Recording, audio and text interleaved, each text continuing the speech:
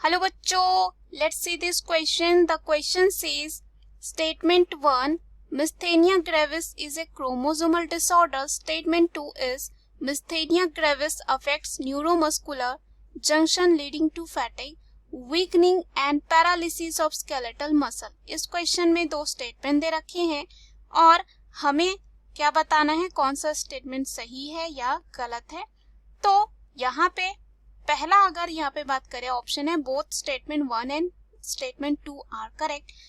B है both statement 1 and statement 2 are incorrect. Third है statement 1 is correct and statement 2 is incorrect. And fourth है statement 1 is incorrect and statement 2 is correct.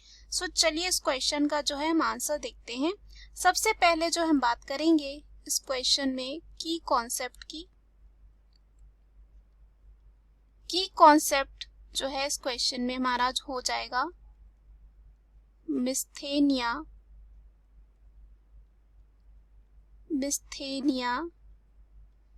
Gravis. अगर हम बात करें यहाँ पे मिस्थेनिया ग्रेविस की, तो ये जो होता है एक ऑटो इम्यून डिजीज होता है. क्या होता है?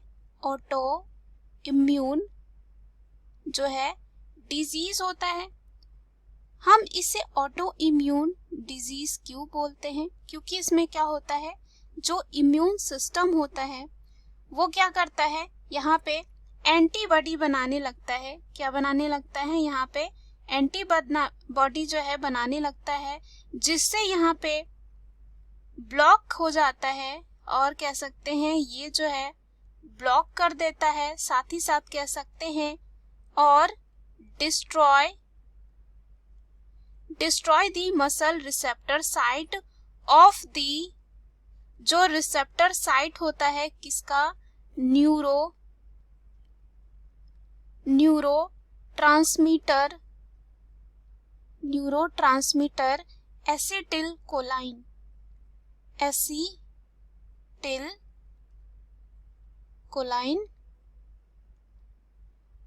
इन ए न्यूरोमस्कुलर जंक्शन.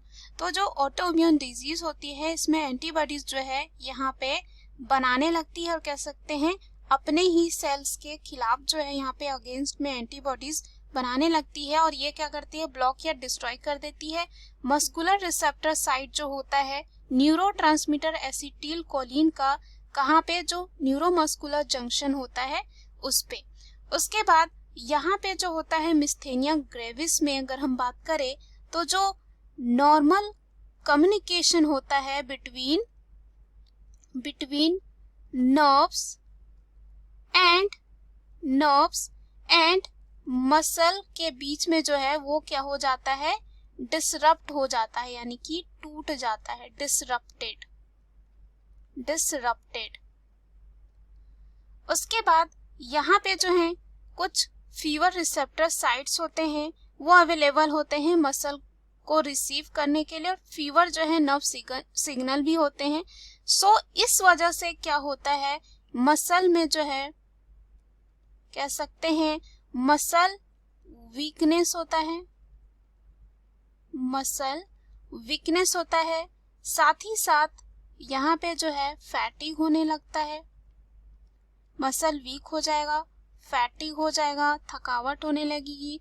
साथ ही साथ यहाँ पे पैरालिसिस की भी कंडीशन हो जाती है, पैरालिसिस हो जाता है ऑफ स्केलेटल मसल जो होता है. तो अगर हम पहला जो ऑप्शन है इस क्वेश्चन का वो दे रखा है कि myasthenia gravis is a chromosomal disorder, जो बिल्कुल गलत दे रखा है, क्योंकि ये क्रोमोसोमल डिसऑर्डर नहीं होता है, ये होता है ऑटो इम्यून डिजीज होता है. तो यहाँ पे क्रोमोसोमल डिसऑर्डर वो होते हैं जो क्रोमोसोम से रिलेटेड कोई भी यहाँ पे गड़बड़ी हो जाती है और उसी को है जो हम कहते हैं क्रोमोसोमल डिसऑर्डर. तो ये क्रोमोसोमल डिसऑर्डर नहीं होता है, ये ऑटो इम्यून डिजीज होता है. दूसरा जो यहाँ स्टेटमेंट है, myasthenia gravis affects neuromuscular junction leading to fatigue, weakening and paralysis. Yes, हमने देखा जो मिस्थेनिया ग्रेविस होती है वो अफेक्ट करता है न्यूरोमस्कुलर जंक्शन को और इसका रिजल्ट ये होता है फैटिग होने लगता है, साथ ही साथ वीकनिंग भी होता है और पैरालिसिस हो सकता है स्केलेटल मसल का. तो यहाँ पे जो हमारा दूसरा स्टेटमेंट है बिल्कुल सही दे रखा है.